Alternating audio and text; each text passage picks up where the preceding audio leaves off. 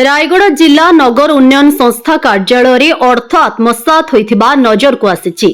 कार्यालयर जणे अधिकारी विनय हरिजन सरकारी अर्थ प्राय 1,50,00,000 निज एकाउंट को ट्रांसफर करी ने जाइथिबा जणा पड़िछि। एने रायगढ़ डीआरडीए पक्षरु टाउन थाना रे एक मामला रुजु करा जाइछि। सरकारी अर्थ को निज एकाउंट रे ट्रांसफर करिबा परे दीर्घ दिन हेबो बाबू जनक निज कोठरी रे ताला पकाई फेरार होई जाइछन्ति। तांको मोबाइल फोन बंद रहिथिबा बेले से वर्तमान फेरार थिबा आशंका करा जाउछि।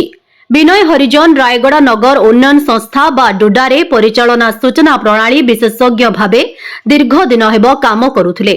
तेबे से ऑफिस को आसुनथुबा बेले डुडार अन्य कर्मचारी माने ऑफिस कार्य ठीक रे करि पारु नथुबा जणा पड़िछि। विनय हरिजन को कार्यालय कोठरी रे एबे ताला झुलुथुबा देखिबाकू मिलिछि।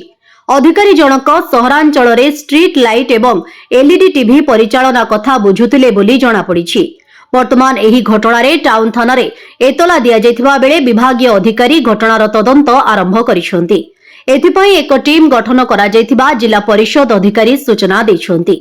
सरकारी गाड़ीर तेल दरमा और अन्य बाबद को विभिन्न पर्याय रे अर्थ आत्मसात होइथिबा जणा पड़िछि। पाखापाखि 5 वर्षरु एही सरकारी अर्थ को पर्यायक्रमे विभागीय अधिकारी बा पीढ़ी जाल दस्तखत करी विनय हरिजन बैंक माध्यम निज एकाउंट को नहीं जाइछंती।